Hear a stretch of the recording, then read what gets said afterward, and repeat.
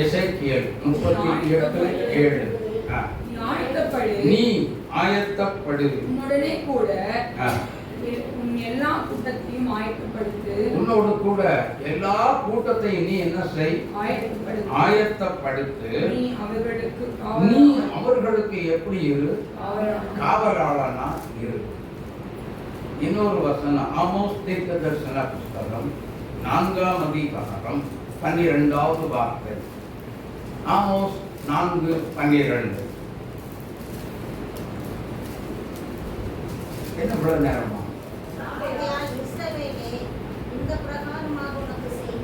இஸ்ரவேலே இந்த பிரகாரமாக உனக்கு செய்வேன். நான் இப்படி உனக்கு செய்ய போகிறபடியினால் உன் தேவனை சந்திக்கும்படி நீ ஆயத்தப்படு. எத்தனை மாதமாக இந்த வார்த்தைய கேட்டுக்கிட்டே இருக்கீங்க. ஆனா யாராவது ஆயத்தம் ஆயிட்டீங்களா? இந்த நிமிஷத்தில் கர்த்தருடைய வருகையின் சத்தம் கடைசி காலம் தொனிக்கும் பொழுது எத்தனை பேர் மறுரூபமாகும்? எத்தனை பேர் ஆயத்தமாக இருக்கிறோம்? எத்தனை பேர் இருக்கிறோம்? இதெல்லாம் எடுக்கூடாது, இதெல்லாம் ஆரம்பம். நல்லா கைவிடணும். எத்தனை பேர் ஆயத்தமாய் பரலோகம் போவீங்க, மறுரூபம் அடைவோம்? மற்றவங்க இல்லையா? பயம் பயம். போவனா போக மாட்டேனா அப்படிங்கிற ஒரு பயம் இருக்கு. அப்படி பயப்படாதீங்க. உங்களெல்லாம் நடுத்தடத்தில் இயேசுநாதர் விட்டுட்டு போறவர் இல்லை. அதாவது எவ்வளவு பெரிய துன்மார்க்கனாக இருந்தாலும் ஒரு கிறிஸ்தவனாக இருந்து ஆலயத்துக்கு ஒழுங்கா போய் பக்தியா இருக்கிறவங்களுக்கு கர்த்தர் என்ன செய்வார் தெரியுமா? நம்முடைய தேவனாகிய கர்த்தர் செய்கிற ஒரே ஒரு காரியம், அவனை மரண தருவாயில போட்டு என்ன செய்வார்? கேட்பார், இப்பவாவது நீ மனம் விரும்புறியா அப்படின்னு. கடைசி லாஸ்ட் சான்ஸ் கண்டிப்பா கொடுப்பார். அதே மாதிரி இப்படி வந்து கொண்டிருக்கிற எந்த விசுவாசியாக இருந்தாலும் கடைசி சான்ஸ் உனக்கு. இப்போ கடைசிய காலம் தொனிக்க போகிறது. லாஸ்ட் சான்ஸ் உனக்கு ஒரு சான்ஸ் கொடுக்குறேன். பாவத்தை அறிக்கை செய்து பரிசுத்தம் அடைஞ்சு என்கிட்ட வர்ற நீ ஆயத்தமா, ரெடியா அப்படின்னு கேட்பாரு. கேட்கும் பொழுது டக்கு டக்குன்னு ஆண்டவரே என் பாவத்தை மன்னிச்சிருங்க, எனக்கு இறக்கம் செய்யுங்க, என்னையும் கூட்டிட்டு போங்கன்னு கேட்டா கண்டிப்பா கூட்டிட்டு போயிடுவார். எத்தனை பேர் விசுவாசிக்கிறீங்க? ஆனா ஒரு காரியம், அதுக்காக வேண்டி நான் இப்படி தாங்கி இருப்பேன், கர்த்தருடைய வருகையில தான் எனக்கு மன்னிப்பு இருக்கு, ஒரு சான்ஸ் இருக்குல்ல, நான் சொல்லணும் கேட்டு போயிடுவேன் சொல்லி துணிகரமா பாவம் செய்துகிட்டு இருந்தேன்னா கண்டிப்பா அந்த சான்ஸை உதறி தள்ளி விடுவான். அதை புரிஞ்சுக்கோங்க. பக்தியாய் நடக்க வேண்டும், கர்த்தருக்கு பிரியமாய் நடக்க வேண்டும். கொஞ்சமாவது சத்தியம் நம்முடைய இருதயத்துக்குள்ள இருக்கணும். ஆமென் ஆமென். கொஞ்சமாவது தெய்வ பயம் உள்ள இருக்கணும். அப்படிப்பட்ட மக்களுக்கு மட்டும்தான் இந்த காரியத்தை இயேசு செய்து உண்மை உள்ளவராய் இருப்பார். ஆமென். இருந்து உங்களை டிரான்ஸ்ஃபார்மேஷன் பண்ணி கூட்டிட்டு போயிடுவார். அல்லேலூயா அல்லேலூயா. ஆனபடியினால நான் மறுரூபம் என்று சொல்லுகிறது ரொம்ப சிம்பிள் மேட்டர். இப்படி பார்த்தமா இருக்கும், நாள் காணாமல் போயிடும், சரீரம் தான் கிடக்கும், மண்ணு போவாது. எங்க வேதம் சொல்லுது, மண்ணானது எங்க போகும்? மண்ணுக்குள்ளதான் போகும், வேற எங்கேயும் போகாது. அது மாம்சமும் ரத்தமும் தேவனுடைய ராஜ்யத்தை சுதந்தரிப்பது இல்லை. இதை நல்லா புரிஞ்சுக்கோங்க. இப்படியே பறந்துருவோம் அப்படின்னு நினைக்காதீங்க. ஒரு மறுரூபம் உண்டாக்கி அடுத்த இப்படிங்கிறதுக்குள்ள ஒரு இமை கொள்ளுதில் 1 கொரிந்தியர் 15ஆம் அதிகாரத்தில் 51, 52 வசனங்களை வாசித்து பார்க்கும் பொழுது அங்கே வேதம் என்ன சொல்லுகிறது? ஒரு இமை பொழுதில் அல்லது ஒரு நொடி பொழுதில். ஒரு ரகசியத்தை உங்களுக்கு அறிவிக்கிறேன். நாம் எல்லாரும் நித்திரை அடைவதில்லை, ஆகிலும் கடைசி எக்காலம் தொழிக்கும் போது ஒரு நிமிஷத்திலே, ஒரு இமைப்பொழுதிலே நாம் எல்லாரும் மறுரூபமாக்கப்படுவோம். நம்ம எல்லாரும் என்ன செய்வோம்? மறுரூபமாக்கப்பட்டு என்ன செய்வோம்? அடுத்த நிமிஷம் எங்க போயிடுவோம்? ஏசப்பாவுக்கு முன்னாடி நாம் போய் நின்றுவோம். அல்லேலூயா. அநேக ஆத்மாக்களை நல்லா கேட்டுக்கிடுங்க. அநேக ஆயிரமான ஆத்மாக்களை ஆதாயம் செய்து நல்ல தெய்வ ராஜ்யத்தை உலகத்தில் கட்டி எழுப்பினவங்களை, என் மனவாடியே, என் உத்தமியே, என் புறாவே, என் பிரியவே வாங்கி கட்டி பிடிச்சி அணைச்சி முத்தம் விடுவார். அந்த நேரம் தேவனாகிய கர்த்தரை சந்திக்க வேண்டிய ஒரு நேரம் அதுதான். ஆமென். ஆகவே நாம் ஒவ்வொரு நாளும் அனுதினமும் மிகுந்த ஜாக்கிரதை உள்ளவர்களாக இருக்கும்படிக்குத்தான் இந்த கடைசி கால எச்சரிப்பின் செய்தியை கர்த்தர் நமக்கு கொடுத்து கொண்டே இருக்கிறார். ஆமென். கடைசி நாட்கள், இந்த கடைசி கால எச்சரிப்பின் செய்தி ஆண்டவர் ஒவ்வொரு நல்ல கவனிக உபவாச கூட்டத்திலையும் கர்த்தர் பேசுகிறார். கடந்த நாள் உபவாச கூட்டத்தில் எதை பேசினார் அப்படின்னா, உபத்திரவ காலங்கள் நெருங்கி வந்து கொண்டிருக்கிறது. அதை குறித்து தான் ஆவியானவர் தெளிவாக பேசினார். கடைசி நேரத்தில் விசுவாச துரோகம் முந்தி என்ன செய்யும்? நேரிடும். 2 தெசலோனிக்கேயர் 2:3 படிங்க. 2 தெசலோனிக்கேயர் 2:3. ஒருவனும் உங்களை மோசம் போகாதபடிக்கு எச்சரிக்கையாயிருங்கள்.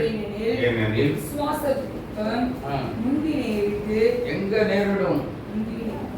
முந்தி நேரிடும். எங்க நேரிடும்? எங்க நேரிடும்னா விசுவாசம். எங்க நேரிடும்? சபைக்குள்ளங்க, வேற எங்கும் இல்லை. ஹலோ, சபைக்குள்ளதான் விசுவாச துரோகம் நேரிடும். ஆமே.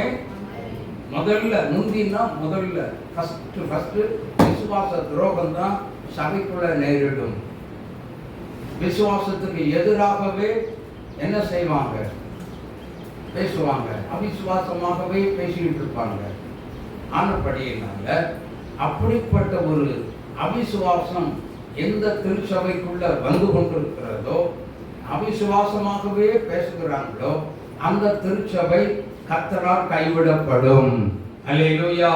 கட்டாயம் உள்ள போகாது. அல்லேலூயா. ஆனபடியினால கர்த்தருடைய பிள்ளைகள் மிகுந்த ஜாக்கிரதை உள்ளவர்களாக இருந்து நாம் கர்த்தருடைய வருகைக்கு ஆயத்தமாவதற்கு நாம் என்ன செய்யணும்? பரிசுத்தம். எப்பொழுதுமே நம்முடைய எண்ணம் எப்படியே இருக்கணும். எல்லாம் சொல்லுங்க, பரிசுத்தம். எல்லாம் சொல்லுங்க, பரிசுத்தம். பக்கத்தில் உங்களை பார்த்து சொல்லுங்க, நீங்க பரிசுத்தம் ஆனாதான். பக்கத்தில் பார்த்து சொல்லுங்க, நீங்க பரிசுத்தம் ஆனாதான். நீங்க பரிசுத்தமாய் வாழ்ந்தால்தான், பரிசுத்தமாய் கர்த்தருக்கு பிரியமாய் இருந்தால்தான் கர்த்தருடைய ராஜ்யத்தை என்ன செய்ய முடியும்? சுதந்திரிக்க முடியும்.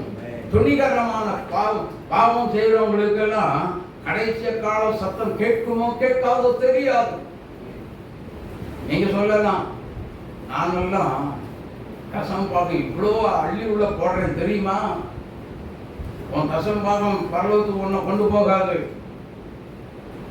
ஓ, கன்வென்ஷன் கூட்டமா? ஆனா எப்படி கொடுக்குறோம் பாருங்க, நல்லா கொடுங்க. அதெல்லாம் இந்த உலகத்தோட அழியக்கூடிய ஒன்று. அந்த கன்வென்ஷன் கூட்டத்தோட நீ கொடுத்ததெல்லாம் காணாம போய்விடும். ஆமென், ஆமென். அது பரலோகத்துக்கு அது டிக்கெட்டு தராது. இப்ப சொன்னோம் பாத்தீங்களா, ஒரு நிமிஷத்துக்கு முன்னாடி பரலோகம் பரிசுத்தம், பரிசுத்தம், பரிசுத்தம். உங்க இருதயத்தின் ஏக்கம் எல்லாம் பரிசுத்தமாக தான் இருக்கணும். ஆமென். பரிசுத்தம், பரிசுத்தம். சொல்லுங்க எல்லாம், பரிசுத்தம், பரிசுத்தம். சொல்லுங்க, சத்தமா சொல்லுங்க. பரிசுத்தம். பரிசுத்தமாய் வாழ நான் முயற்சிப்பேன். தாழ்மையா இருந்தா தான் பரிசுத்தம் கிடைக்குங்க, இல்லைன்னா கிடைக்காது. ஆமென். கர்த்தருடைய சத்தத்தை கேட்கிறதற்கு அதிகார வேலை ஜெபம் பண்ணுவதற்கு நீ எழுந்திருந்தா தான், கர்த்தருடைய குரலை கேட்டு அதன்படி நடந்தா தான் அவர் சொல்லுவார். இன்னைக்கு நீ செய்ய வேண்டியது என்ன? நான் உனக்கு என்னென்ன தரணுமோ கொடுத்துடுறேன். நான் எனக்காக நீ செய்ய வேண்டியது என்ன? அதை செய்ய சொல்லி சொல்லுவார்கள். அதையும் நாம் தினமும் மன சங்கடப்படாம என்ன செய்யணும். அப்படி செய்யும் பொழுது கர்த்தர் அன்னைக்கு தேவனால் உரைக்கப்பட்ட ஆசீர்வாதங்கள் எல்லாம் உன்மேல் வந்து உனக்கு அன்னைக்கு அளிக்கும். இல்லாவிட்டால் இல்ல. ஆமென். நீ நம்ம செய்யாட்டி இல்லைங்க, நம்மளை தேடி ஒரு நாள் வராது. ஆசீர்வாதமான மழை ஒரு நாளும் பெய்யாது. அல்லேலூயா. கர்த்தருடைய வருகைக்கு நாம் தகுதி இல்லாதவர்களாய் போய் விடுவோம். எத்தனை பேர் பரலோகத்துக்கு போகணும்? கவனிங்க, எத்தனை பேர் பரலோகத்துக்கு போகணும்? நல்ல கணக்குல போய் ஏத்துங்க. இங்க பாருங்க, இப்படி செய்யாதீங்க, இப்படி பண்ணாது. நல்ல கையை தந்து நல்லா தூக்குங்க. ஹல்லேலூயா. எல்லாருமே போகணும். எல்லாருமே கர்த்தர் சொல்றதை நீங்க செய்தாகணும். ஆனா அதே நேரத்துல வெறுங்கையா போகாதீங்க. வெறுங்கையா அப்படின்னா என்ன? ஆத்துமாக்களை ஆதாயம் செய்தையாகணும். ஆமென். அதற்காக தான் கர்த்தர் நம்மளை வேறு பிரித்தார், ரட்சித்தார், அழைத்தார், பரிசுத்தப்படுத்தி இருக்கிறார். ஆகவே அந்த காரியத்துக்கு நம்ம ரெடியா இருந்து கொள்ள வேண்டும். ஆமென். ஆமென். அல்லேலூயா. அதுதான் கர்த்தருடைய வருகைக்கு நம்மை தகுதிப்படுத்துகிற சில காரியங்கள். எனக்கு அன்பான கடைசியில அந்தி கிறிஸ்து என்ன செய்வான்? சபையில சொல்லுங்க, எங்க தோன்றுவான்? சபையில யார் தோன்றுவா? தானியேல் 9ஆம் அதிகாரம் 26, 27 வசனங்களை வாசிக்க கேட்போம்.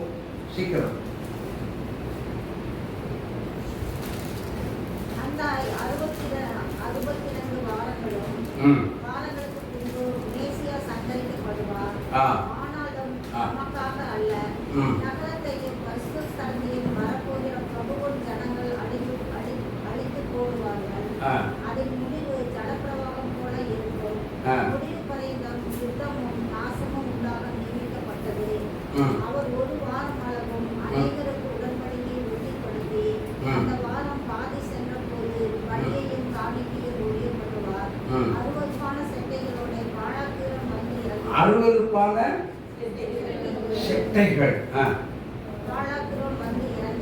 பாழாக்குகிறவன் வந்து இறங்குவான். நிர்ணயிக்கப்பட்டிருக்கிற நிர்மூலம் பாழாக்குகிறவன் மூலம் பார்த்தீங்களா? பாழாக்குகிறவன் யார்? அவன்தான் அந்தி கிறிஸ்து. அவனுக்கு ஒரு பேர் வச்சு ஞாபகத்தில் வச்சுக்கிட்டு அவங்க பாழாக்குகிறவன். ஆமென். சபைக்கு அந்த நாட்கள்ல உபத்திரவம் கட்டாயம் இருக்கும். ஆமென். ஊழியக்காரங்கள்லாம் நல்ல இப்படி சுகமா நின்று அழகா சூப்பரா நின்று பிரசங்கம் பண்ணுவாங்க நினைக்காதீங்க. உங்க கவனிங்க, நடக்கிறதான் சொல்றேன். உங்க கண்ணுக்கு முன்னாடியே அங்கிருந்து வருவான். இப்படி பிரசங்கம் பண்ணிக்கிட்டு இருக்கிறவங்க அங்கிருந்து ஒரே வீசு தலை துண்டா கீழே விடும். சிரச்சேதம் பண்ணப்படுவார்கள். அந்த நேரத்துல எதிர்த்து என்ன செய்யக்கூடாது? உங்க தலையும் கொடுத்துருங்க. ரத்த சாட்சியா மறிச்சு செத்தா பரவாயில்ல. ஏன் தெரியுமா? ரத்த சாட்சியா மறிச்சவங்களுக்கு நியாய தீர்ப்பே கிடையாது. இதை புரிந்து கொள்ளுங்க. அதனால இயேசுநாதருக்கு உங்க தலையும் என்ன செய்யுங்க? கொடுத்துருங்க. தைரியமா கொடுங்க. இது இப்ப அதாவது இயற்கையாகவே செத்து போலான்னு நினைக்கிறீங்களா? கண்டிப்பா நியாய தீர்ப்புல உங்ககிட்ட கணக்கு கேட்பான். கேட்காம இருக்கவே மாட்டார். ஆகவே இப்படிப்பட்ட காரியங்களுக்கு ஒதுங்கி அந்த கிறிஸ்துவனுடைய பாழாக்குகிறவன் அருவருப்பு இதெல்லாம் சபைக்குள்ள வர விடக்கூடாதபடிக்கு தேவன் நம்முடைய திருச்சபையை பாதுகாத்துக் கொள்ள வேண்டுமே. ஆனால் நாம் சரியான சத்தியத்தை கேட்டு ஆரோக்கியமான உபதேசத்தை கேட்டு அதற்குள்ளே வாழ வேண்டும். ஆமென் சொல்லுங்க தைரியமா. ஹல்லேலூயா. ஆரோக்கியமான உபதேசத்துல எந்த தேவ பிள்ளை வாழுகின்றீர்களோ, கேட்டு அதன்படி நடக்கின்றீர்களோ, உங்களுக்குள்ள பாழாக்குகிறவன் வரவே கர்த்தர் அனுமதிக்கவே மாட்டார். ஆமென், ஆமென். பாழாக்குறவனுடைய கிரியைகளும் நம்மை நெருங்கி தொடவே முடியாது. ஆமென். அர்த்தம். ஆனாலும் தேவனாகிய கர்த்தர் என்ன செய்வார்? நம்மை ஆசீர்வதிப்பார். அல்லேலூயா. சமீபத்தில் ஒரு சபையில நடந்ததை நான் சொல்றேன். தமிழ்நாட்டில் எந்த ஊர்னு கேட்காதீங்க, எந்த சபையும் கேட்காதீங்க.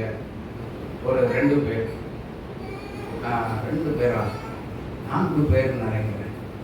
கும்பல என்ன பண்ணாங்க தெரியுமா? இப்படி சபை நடந்துகிட்டு இருக்கும்போது திபுன்னு உள்ள ஓடி வந்தாங்க. எல்லாம் வீச்சா ரூபா 4 பேர் வச்சிருக்காங்க. உயிர் வேண்டாம், உயிர் வேணும்னு சொல்றவங்கலாம் ஓடி போயிடும், உயிர் வேண்டாம்னு சொல்றவங்கலாம் இங்கே இருந்துட்ட அப்படின்னு சொல்லும் பொழுது எல்லாரும் ஓடி போயிட்டாங்க. விசுவாசிகள் எல்லாருமே ஓடி போயிட்டாங்க. எல்லாம் புரிஞ்சுக்கோங்க. தமிழ்நாட்டுக்குள்ள குறிப்பிட்ட ஒரு இடத்துல நடந்த ஒரு சம்பவத்தை சொல்றேன். எல்லாருமே ஓடி போயிட்டாங்க. ஆனா அந்த சபை போதகருடைய மனைவி, பிள்ளைகள் மட்டும் அங்கே இருந்திருக்கிறாங்க. பிள்ளைகள் மட்டும், அப்பா எப்படியாவது எங்களை காப்பாற்றுங்கப்பா அப்படின்னு சொல்லி அப்பாவை பிடிச்சி அழுதுட்டு நின்றுட்டு இருந்திருக்காங்க. இவர்கள் தேசத்தை கலைத்தவர்கள் சொல்லியிருக்காங்க, நாங்கள் உங்களுடைய விசுவாசிகள் எல்லாம் செக் பண்ணுறது தான் இப்படி வேஷம் போட்டு வந்தோம். அதில் உங்களை விட்டுட்டு போகிற உங்களுக்கு நம்பிக்கையான விசுவாசமான விசுவாசி ஒருத்தரும் உங்கள் சபையில் இல்லை. உங்களை பிரச்சனைன்னு வந்துச்சுன்னா உங்களை விட்டுட்டு போகிற ஓடி போகிற விசுவாசிகள் தான் உங்ககிட்ட இருக்காங்க. பார்த்துக்கிடுங்க, ஜாக்கிரதை பாஸ்டர் அப்படின்ட்டு போயிட்டாங்க. அப்படி பிரச்சனை வந்தா என்னை விட்டுட்டு போயிருவீங்களோ தனியா? இப்ப சொல்லுவீங்க, இடத்துல தப்பிச்சா போதும், தலை பிழைச்சா போதும், தம்புறான் முடியும். ஆமே, அப்படியா? கர்த்தருக்காக வைராக்கியமாய் நின்று சாதிக்கிற தேவ பிள்ளைகளாய் மாறணும். ஆமென், ஆமென். எனக்கு அன்பான தேவனுடைய பிள்ளைகளே, கர்த்தர் வரப்போகிறார். நம்முடைய தேவனாகிய கர்த்தர் என்ன செய்ய போகிறார்? வரப்போகிறார். அதற்கு தகுந்த நம்முடைய திருச்சபைக்கு ஒரு பாடலை கொடுத்தார். அதை பாடி அதன் பிற்பாடு அப்படியே தேவனுடைய வார்த்தைக்குள்ளே கொஞ்ச நேரம் தான் தியானிக்க போகிறோம். அந்த பாடலை நான் பாடப்போகிறேன். மணவாட்டியே திருச்சபையே உன்னேச வருகிறார், நீ எழுந்தீரு. மணவாட்டியே தூக்கத்தை விட்டு நீ எழுந்திரு, தூய்மை ஆகிட எழுந்திரு. தூக்கத்தை விட்டு நீ எழுந்திரு, தூய்மை ஆகிட எழுந்திரு. மணவாளன் வருகிறார், நீ எழுந்திரு. மகிமையில் பிரவேசிக்க எழுந்திரு. மணவாளன் வருகிறார், நீ எழுந்திரு. மகிமையில் பிரவேசிக்க எழுந்திரு. மணவாட்டியே தேவராளை போல நீ எழுந்திரு. வெளிப்போடன் ஜெபிக்க நீ எழுந்திரு. தேவராளை போல நீ எழுந்திரு. விழிப்போடன் ஜெபிக்க நீ எழுந்திரு. கண்ணீரோடு ஜெபிக்க நீ எழுந்திரு. தேசத்தை சுதந்தரிக்க எழுந்திரு. மணவாட்டியே மனவாட்டியே எலியாவை போல நீ எழுந்திரு, சோர்வை அகற்றிட எழுந்திரு. எலியாவை போல நீ எழுந்திரு, சோர்வை அகற்றிட எழுந்திரு. பாகாலை தோற்கடிக்கணும் எழுந்திரு, பயணமோ வெகு தூரம் எழுந்திரு. பாகாலை தோற்கடிக்கணும் எழுந்திரு, பயணமோ வெகு தூரம் எழுந்திரு. மனவாட்டியே திருச்சபையே உன்னேசர் வருகிறார், நீ எழுந்தீரு. மனவாட்டியே ஹல்லேலூயா. ஆகால தோற்கடிக்க யார் எழுந்திருக்கணும் சொல்லுங்க? எலியா எல்லா ஆகாத்து ராஜா எல்லா தீர்க்கதரிசியும் கொண்டு போட்டான்.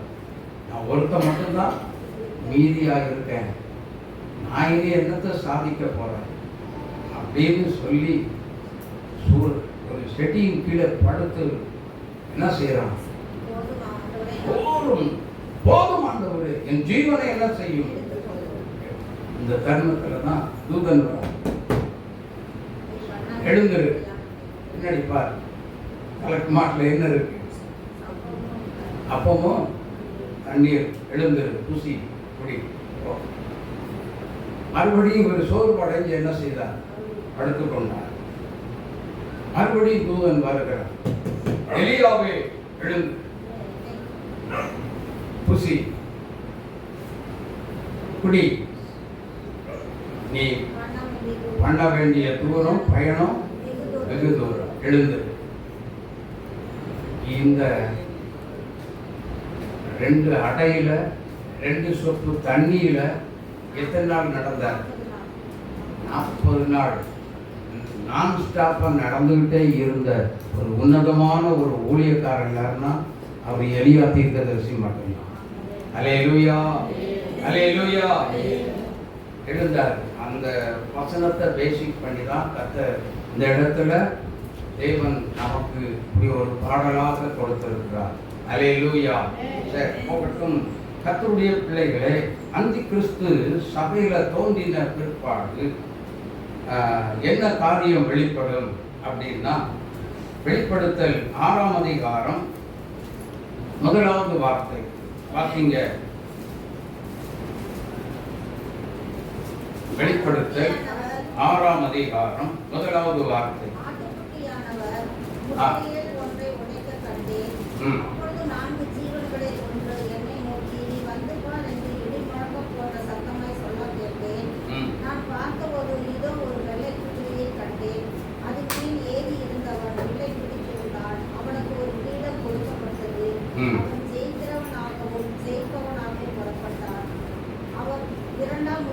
நல்லா புரிந்து கொள்ளுங்க போதும். முத்திரையை உடைக்கிற நேரங்களில், காலங்களில் அது ஆரம்பம் ஆகிறது. அல்லேலூயா. முத்திரையை உடைக்கிற ஒரு நேரம் வந்துவிட்டது. எனக்கு அன்பான தேவனுடைய பிள்ளைகளே, இப்படிப்பட்ட ஒரு நேரங்கள்ல இந்த உலகத்துல என்ன இருக்கும் அப்படின்னா, மத்தேயு எழுதின சுவிசேஷம் 24ஆம் அதிகாரம் 21வது வசனமும் 22வது வசனத்தை வாசிக்க கேட்கலாம். ஏனெனில் உலகம் உண்டானது முதல் இதுவரைக்கும் சம்பவித்திராததும்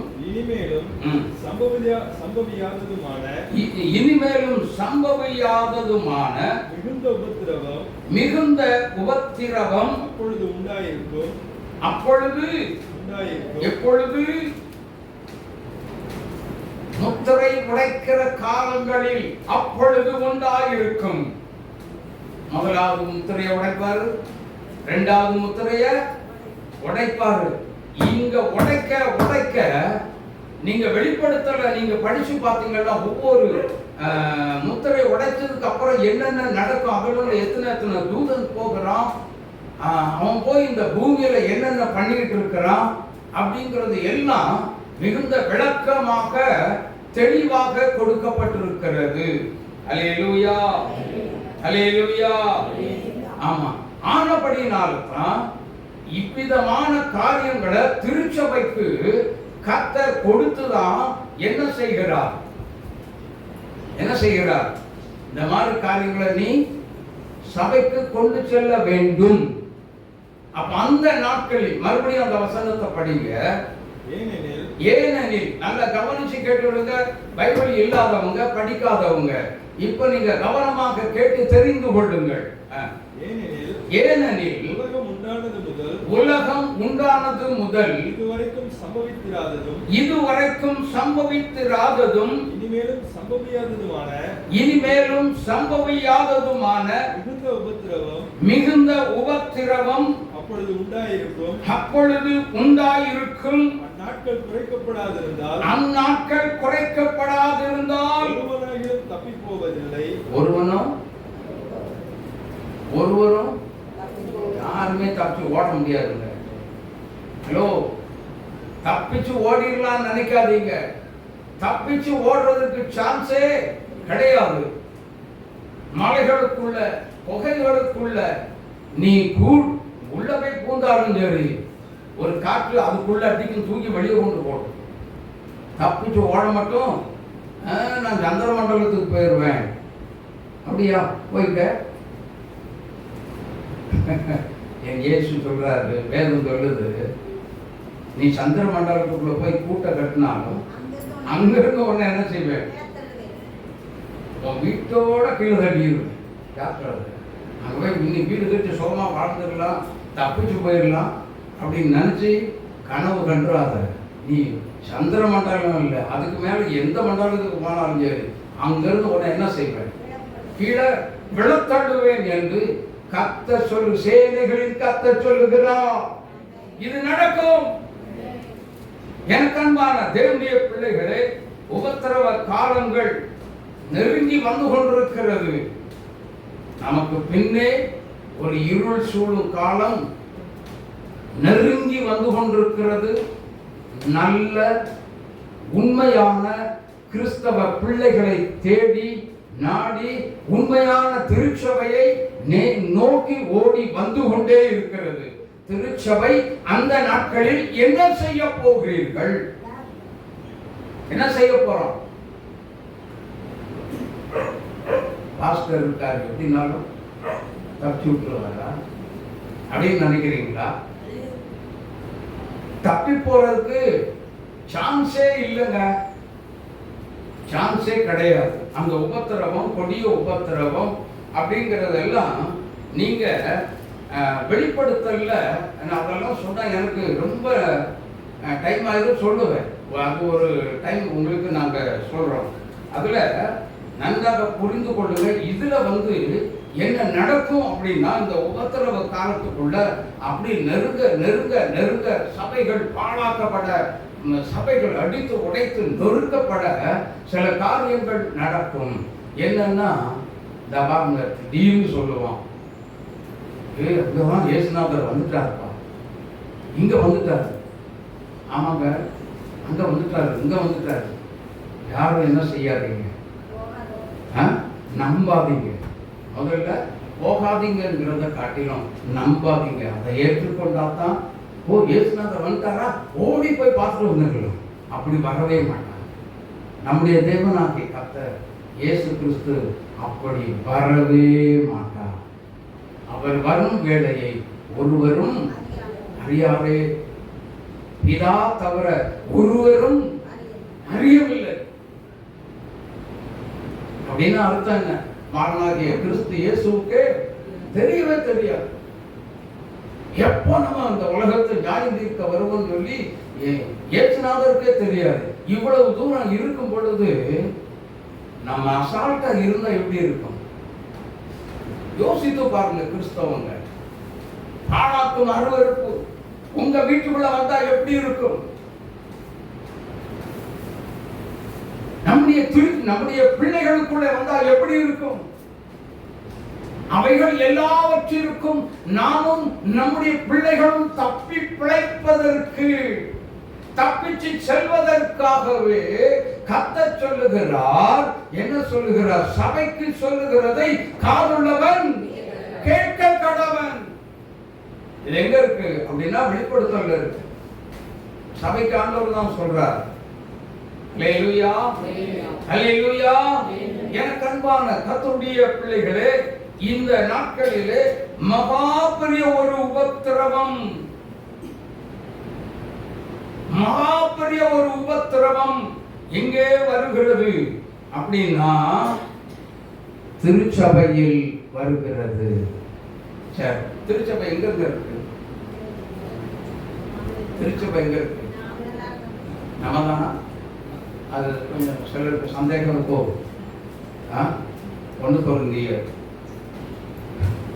3ஆம் அதிகாரம் 16-17 வசனங்களை படி. நீங்கள் தேவனுடைய ஆலயமாய் இருக்கிறீர்கள் என்றும் தேவனுடைய ஆவி உங்களில் வாசமாய் இருக்கிறார் என்றும் அறியாதிருக்கிறீர்களா? ஒருவன் தேவனுடைய ஆலயத்தை கெடுத்தால் என்ன செய்வாராம்? தேவன் கெடுப்பார். கீழே தேவனுடைய ஆலயம் எப்படி இருக்கிறது? பரிசுத்தமாய் இருக்கிறது. நீங்களே. சரி, இப்ப கேளுங்க, வசனத்தை கேட்டீங்களா? தேவனுடைய ஆலயம் பரிசுத்தமாய் இருக்கிறது. நீங்களே. நான் தான் அந்த ஆலயம். இருதயத்தில் கை வைங்க, எல்லாம் சொல்லுங்க. நானே அந்த ஆலயம். எல்லாரும் சொல்லணும் இந்த வார்த்தையை. இருதயத்துல கை வச்சு நானே அந்த ஆலயம். சரி, இந்த ஆலயம் பரிசுத்தமா இருக்குதா இல்லையா? உங்க மனசாட்சி இப்ப நீங்க தொட்டு நீங்களே சொல்லணும், பரிசுத்தமா இருக்குதா இல்லையா? சொல்லுங்க, யாரும் பேசணும். பரிசுத்தமா இருக்குதா இல்லையா? மணவாட்டியே திருச்சபையே உன்னேச வருகிறார், நீ எழுந்தீரு. மணவாட்டியே எழுந்திருக்குமா? திருச்சபை எழுந்திருக்குமா? இதோ மணவாளன் வருகிறார், அவருக்கு எதிர்கொண்டு போக புறப்படுங்கள் என்கிற சத்தம் உண்டாயிருக்கும் பொழுது எங்கே ஓட போகிறீர்கள்? இயேசு கிறிஸ்து சொன்னார், பரிசுத்தம் இல்லாதவன் என்னை தரிசிக்க முடியாது என்று சொல்லிவிட்டார். எங்கே ஓட போகிறார்?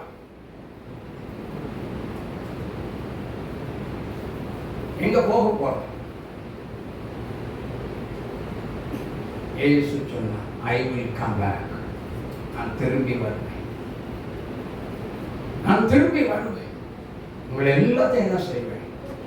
நான் கூட்டிட்டு போயிருவேன். மேகங்கள் மேல வருவேன். உங்களை எல்லாத்தையும் கட்டாயம் நான் கூட்டிட்டு போயிருவேன்.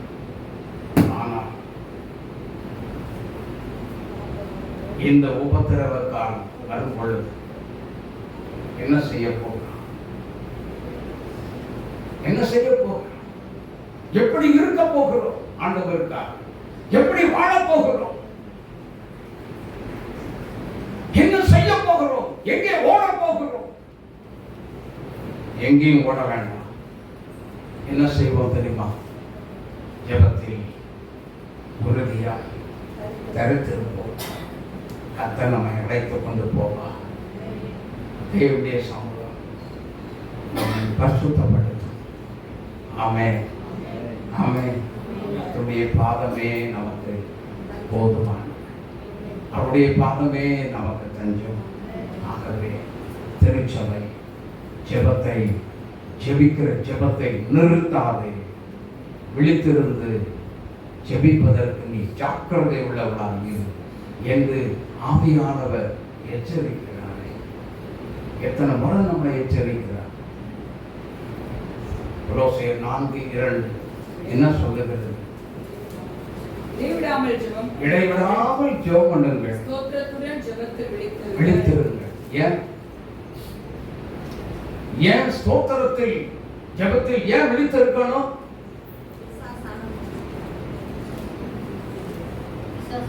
பிசாசு ஒரு பக்கம் கிடக்குறது, நம்ம என்ன செய்வோம்? அவன் நம்மளை ஒண்ணுமே என்ன செய்ய முடியாது.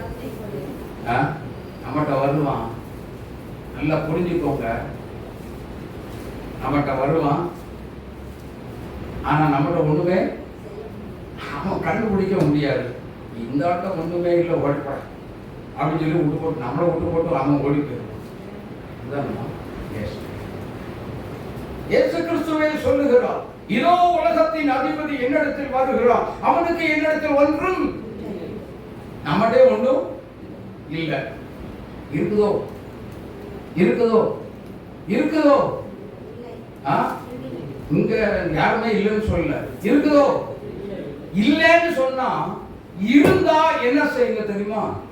மத்தேயு சுவிசேஷம் 6ஆம் அதிகாரம் 6வது வசனத்தை படிங்க. அது மாதிரி தூக்கி வெளியே போட்டுருங்க. நீயோ ஜெபம் பண்ணும் போது உன் அறை வீட்டுக்குள் பிரவேசித்து உன் கதவை பூட்டி அந்தரங்கத்தில் இருக்கிற உன் பிதாவை நோக்கி நீ கூப்பிடு, ஜெபம் பண்ணு. அப்பொழுது வெளியரங்கமாய் உனக்கு என்ன செய்வார்? பலன் அளிப்பார். உன் கதவு திறந்து கிடக்குது, உன் அறை கதவு திறந்து கிடக்குது. எத்தனை விசுவாசி திறந்து போட்டு வச்சிருக்கீங்க? அதனால உன் சரீரத்துல வியாதி, உன் குடும்பத்துக்குள்ள போராட்டம், பிள்ளைகளுக்குள்ள பிரச்சனை, நிந்தை, அவமானம் எல்லாமே வருகிறது. தெரியுமா? கதவு திறந்து கிடக்கு, பூட்டணும்.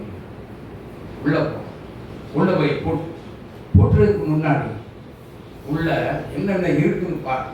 அதே உங்க அறையை சுத்தி முத்தியும் பாரு. என்ன நடக்கிறது? உள்ள என்னென்ன இருக்கு? சாஸ்திரனுடைய சரக்கு உள்ள இருக்கு. அத்தனை தூக்கி வெளியில் தூக்கி கலாத்தியர் 5ஆம் அதிகாரம் 19வது வசனத்திலிருந்து வாசித்து பாருங்க. அத்தனையும் கிடக்கும், அத்தனையும் உள்ள கிடக்கும். மாம்சத்தின் கிரியைகள் விலங்கமாய் இருக்கின்றன. அவை யாவன: விபச்சாரம், பேசித்தனம், அசுத்தம், காம விகாரம், விக்கிர ஆராதனை, வெள்ளி சூனியம் வகைகள், விரோதங்கள், வைராக்கியங்கள், கோபங்கள், சண்டைகள், பிரிவினைகள், மார்க்க பேதங்கள், பொறாமைகள், கொலைகள், வெறிகள், முதலானவைகளை இவை இப்படிப்பட்டவைகளை செய்கிறவர்கள் தேவனுடைய ராஜ்யத்தை என்ன செய்கிறதில்லை? சுதந்தரிப்பது இல்லை. நான் சொன்னது போல இப்பொழுதும் உங்களுக்கு சொல்லுகிறேன். நல்லா சொல்றாரு, தெளிவா தான் சொல்றாரு. இத்தனை இருக்குதா?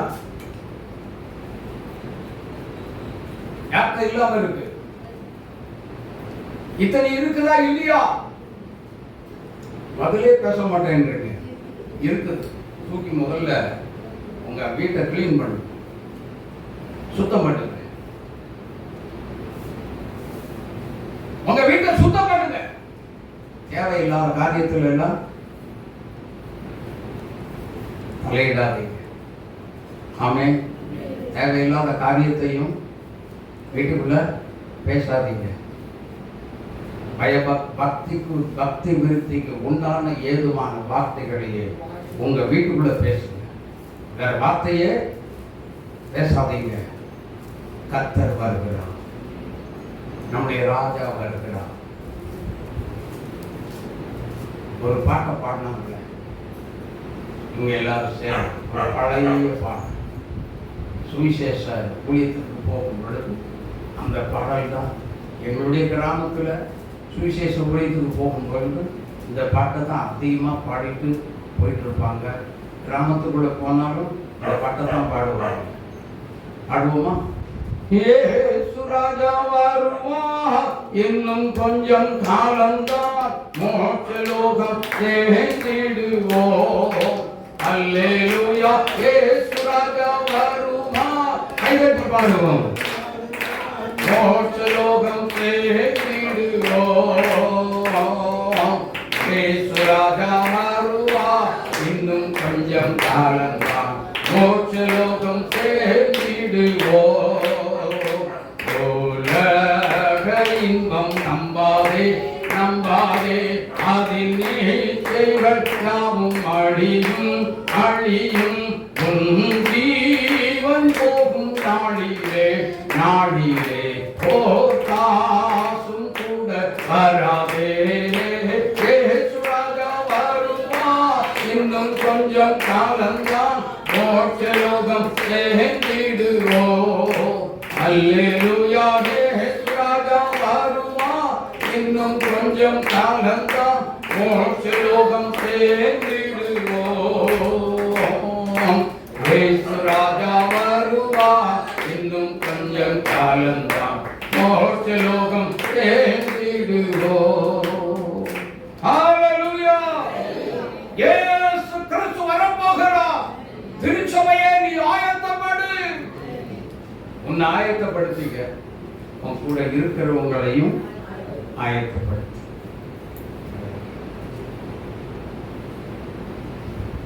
நானே இன்னும் ஆயத்தமா இல்லை. எத்தனை பேர் சொல்ல போறீங்க? எத்தனை பேர் சொல்ல போறீங்க? நான் இன்னும் ஆயத்தமா இல்லை. தயவுசெய்து சொல்லாதீங்க. அப்படி சொன்னீங்கன்னா கர்த்தருடைய கடைசி காலம் தரிக்கும் அங்கே இங்கே ஓடி திணறி பரிதபிக்கப்பட்ட ஒரு கிறிஸ்தவனாய் கடைசி நேரத்தில் கைவிடப்பட்ட கிறிஸ்தவனாய் மாறிடாதீங்க. கடைசி காலம் தரிக்கும் பொழுது நாம் மறுரூபம் அடைய வேண்டும். அந்த அளவுக்கு நம்முடைய ஜீவியம் இன்றைக்கு பரிசுத்தத்தை நோக்கி பயணம் செய்ய வேண்டும். ஆமென். எத்தனை பேர் பயணம் செய்ய போறீங்க? பரிசுத்தத்தை நோக்கி எத்தனை பேர் பயணம் செய்ய வேண்டும்? எல்லாரும் ஹல்லேலூயா ஹல்லேலூயா. நீ பரிசுத்தமாய் இருக்க வேண்டும் என்பதே மணவாளன் கிறிஸ்து இயேசுவினுடைய ஒரு உன்னதமான மன விருப்பம். அப்படி மன விருப்பத்தை நிறைவேற்ற ஆயத்தமா இருந்தா ஆயத்தப்பட்டுட்டீங்கன்னு அர்த்தம். ஆமென். எதை செய்ய போறோம்? எப்படி வாழ போறோம்? சாட்சியாய் வாழணுமா? சாட்சியை காத்துக்கிடணுங்க. பேசலாம். சாட்சியை காத்துக்கிடணும். வியாதி வியாதி, விலகினும் விலகினும். என்னால ஜபிக்க வியாதியை பார்த்து பார்த்து பார்த்து பார்த்து, அல்லது இன்னும் சொல்ல பிரச்சனையை பார்த்து பார்த்து பார்த்து பார்த்து சோர்ந்து சோர்ந்து என்னால இதுக்கு மேல தாக்கு பிடிக்க முடியாது. இயேசுவே என் ஜீவனை எடுத்துக்கொண்டு நீங்க வச்சா உடனே சொன்ன உடனே எடுத்துக்கிறதுக்கு எவ்வளவு சம்பளம் கொடுக்குறீங்க? இயேசுநாதர் நான் தெரியாம தான் கேட்கிறேன். நீங்க வச்சாடா உடனே நான் தாங்க முடியல, தாங்கிறது பலத்தை கொடுங்க ஏசப்பான்னு கேட்கறதுக்கு வாக்கு இல்லை. பலத்தை கொடுங்க நீங்க கேளுங்க. நீங்க கேட்ட உடனே தருவாருங்க. கேள்வி எடுத்து விடுங்க. ஏசுநாதர் நமக்கு ஒண்ணு பியூன் இல்லை, நாம வச்ச வேற காரணம் இல்லை. இதை புரிந்து கொள்ளுங்க. ஆமென். அப்படி கேட்பது சரியா சரியா தவறா? தவறு, முற்றிலும் தவறான ஒரு காரியம். ஏன் தெரியுமா? நாளைக்கு நான் ஜீவனோடு இருக்க வேண்டும். இன்றைக்கு நான் இப்படிப்பட்ட ஒரு ஜெபத்தை செய்தால் தேவனுடைய திட்டங்களுக்கும் தேவனுடைய சித்தத்திற்கும் விரோதமாய் நாம் செயல்பட்டு நான் பாவம் செய்கிறேன். இதை புரிந்து கொள்ளுங்க. அப்படிப்பட்ட ஒரு ஜெபம் பாவமான ஒரு ஜெபம். இது பரலோகத்துக்கு போகாது. இப்படிப்பட்ட ஒரு ஜெபத்தை செய்கிற கிறிஸ்தவர்கள் உங்களுடைய உயிரை வெறுத்து, உலக வாழ்க்கையை வெறுத்து இப்படிப்பட்ட ஜெபத்தை செய்தால் நீ பரலோகம்னால போகவே முடியாது.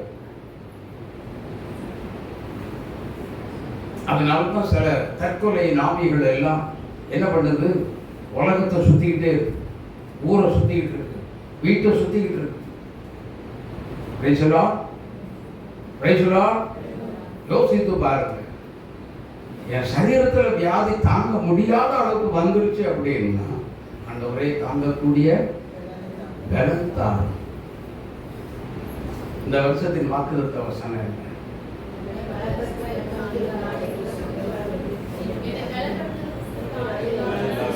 என்னை பலப்படுத்துகிற கிறிஸ்துவினாலே எல்லாவற்றையும் செய்ய எனக்கு வாக்குத்தத்தம் கொடுத்திருக்கிறார். ஆனா வாக்குத்தத்தத்தை பற்றி ஜெபிக்காம ஆண்டவரே சரீரத்துல வியாதி என்னால தாங்க முடியல, ப்ளீஸ் என்னை எடுத்துக்கொடு. எதுக்கு? நரகம் போறதுக்கா? நரகம் போறதுக்கு இயேசுநாதர் எடுத்துக்கிடலாம்? அப்படி எடுக்கவே மாட்டார். உங்களுக்கு அப்படி ஒரு முட்டாளும் இல்லை. எங்க அப்பா நல்ல ஷார்ப்பான கிளவர் மைண்ட் உள்ள தெய்வம் தான் என்னுடைய ஆண்டவர், நான் ஆராதிக்கிற தேவன். அப்படிப்பட்ட தெய்வம் தான். அவர் செய்யவே மாட்டார், உங்க சத்தத்துக்கு செவி கொடுக்கவே மாட்டார். அந்த ஜெபத்தை அவர் அருவருக்கு குப்பத்தொட்டியில் தூக்கி வீசிட்டு போயிட்டே இருப்பார். ஏமா ஆண்டவரே, அதுக்கு மாறா நீங்க என்ன செய்யுங்க, ஆண்டவரே இந்த என் சரீரத்தில் வந்த வியாதி எப்படி வந்துச்சுன்னு எனக்கே புரியல, என் பாவமாக இருந்தா எனக்கு என்ன செய்ய மன்னிக்கிறது, உடனே உங்க வியாதி ஓடி போயிடும். என்னை தூக்குங்கன்னு சொல்லி தயவு செய்து கேட்காதீங்க. இனி அப்படி யாராவது ஜெபம் பண்ணுனீங்க, நீங்க முட்டாள் கிறிஸ்தவங்க. இப்படி பேசுறேன்னு சொல்லி யாரும் வருத்தப்படாதீங்க. கர்த்தர் பேசுகிறார். ஆமென். நமக்குள் நாம் ஆராதிக்கும் தேவனாகிய கர்த்தர் இயேசு பேசுகிறார். என கண்மான கர்த்தருடைய பிள்ளைகளே, அப்படியானால் இன்னைக்கு நம்மை ஆளுகை செய்ய வேண்டிய ஒரே ஒரு நபர், எவ்வளவு பெரிய நெருக்கமாக இருந்தாலும் கர்த்தருடைய, நம்முடைய ஃபோக்கஸ் எல்லாமே வியாதி மேலே வரக்கூடாது. நம்முடைய ஃபோக்கஸ் எல்லாமே நம்முடைய குடும்பத்துக்குள்ளே நடக்கிற சூழலை வித்தியாசமாக எதிர்மறையாக எல்லாமே இருக்கலாம். இந்த எதிர்மறையெல்லாம் அங்கே போகக்கூடாது. அது கொஞ்சம் இந்த நல்லா புரிஞ்சுக்கோங்க. இந்த ஊசி போட்டால் என்ன செய்யும் சொல்லுங்க, டாக்டரம்மா சொல்லுங்க. ஊசி போட்டால் நல்லா வலிக்கும்ல, பயங்கரமாக வலிக்கும் இல்லையா? கொஞ்ச நேரம் தான் வலிக்கும், அதுக்கப்புறம் அதே மாதிரி வியாதியும் சரி, நம்ம எதிர்த்து வந்த உபத்திரமும் சரி, நெருக்கமும் சரி, அவ்வளோ ஒரே நொடி தான்.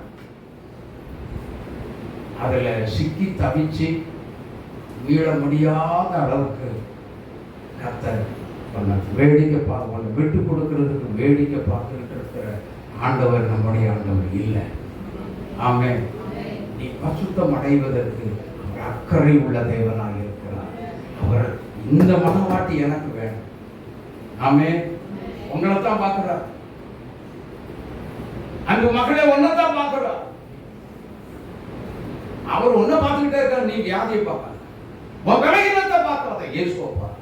இயேசு உன்னை நேசிக்கிறார். உன்னை இப்பொழுது விடுதலை செய்வார், உன்னை குணமாக்குவார். நீ சந்தோஷமா உன் வீட்டுக்கு போக போறீங்க. ஹalleluya, ஹalleluya, ஹalleluya, ஹalleluya, ஹalleluya. பிரச்சனை போராட்டம் எத்தனை நாளைக்கு, எத்தனை நேரத்துக்கு, எவ்வளவு நேரத்துக்கு? ஏன்னா போதும், நீ பட்ட பாடு, நீ சுமந்த சுமை போதும். இருந்து விடுதலை கொடுக்க, அதில் இருந்து விடுதலை கொடுத்து ஆண்டவரை நோக்கி பார்த்து, ஏசப்பா வருகைக்கு என்னை ஆயத்தப்படுத்துவதற்கு இது என்னை விட்டு வெளியேறி போகட்டும் அப்படின்னு சொல்லும் பொழுது சில நேரங்களில் ஊழியக்காரங்களுக்கெல்லாம் வராமல் இருக்குமா? கண்டிப்பாக வரும். சில நேரங்களில் எனக்கும் சில போராட்டம் வரும் பொழுது நான் சொல்லுவேன், ஆண்டவரே இந்த பிரச்சனை எனக்கு என் ஜெபத்துக்கும் மற்ற எல்லா காரியங்களுக்கும் எனக்கு தடையாகவே இருக்குது. ப்ளீஸ் இதுக்கு ஒரு பீஸ் மைண்டு எனக்குள்ள கொடுங்க, இது குறித்து அப்படின்னு சொல்லி ஜெபம் பண்ணிடுவேன். ஆனால் மறுபடியும் வந்து இடிச்சுக்கிட்டே இருந்தது.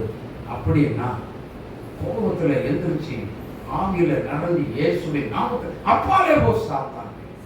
ஒரே வார்த்தை, அவ்வளவுதான். நீங்களும் அப்படியே சொல்லுங்க, அப்பாலே போ சாத்தான். இது ஒரு சாத்தானுடைய காரியம், ஒரு பொல்லாதவனுடைய காரியம். நம்ம சரீரத்தில் வந்துச்சா கர்த்தரோடு உள்ள ஒரு உறவை முறிப்பதற்கு அவன் கொண்டு வந்திருக்கிறான். ஆகவே நாம் என்ன செய்ய வேண்டும்? கர்த்தருடைய வருகைக்கு தகுதி அடையும்படி பரிசுத்தம். சொல்லுங்க, பரிசுத்தம். என்னை பரிசுத்தப்படுத்து இயேசுவே, என்னை பரிசுத்தப்படுத்து இயேசுவே, என்னை பரிசுத்தப்படுத்து. சொல்லுங்க, 2 கரங்களை உயர்த்தி எல்லாரும் சொல்லுங்க, 2 கரங்களை உயர்த்தி இயேசுவே என்னை இயேசுவே என்னை பரிசுத்தப்படுத்து, இயேசுவே என்னை பரிசுத்தப்படுத்து.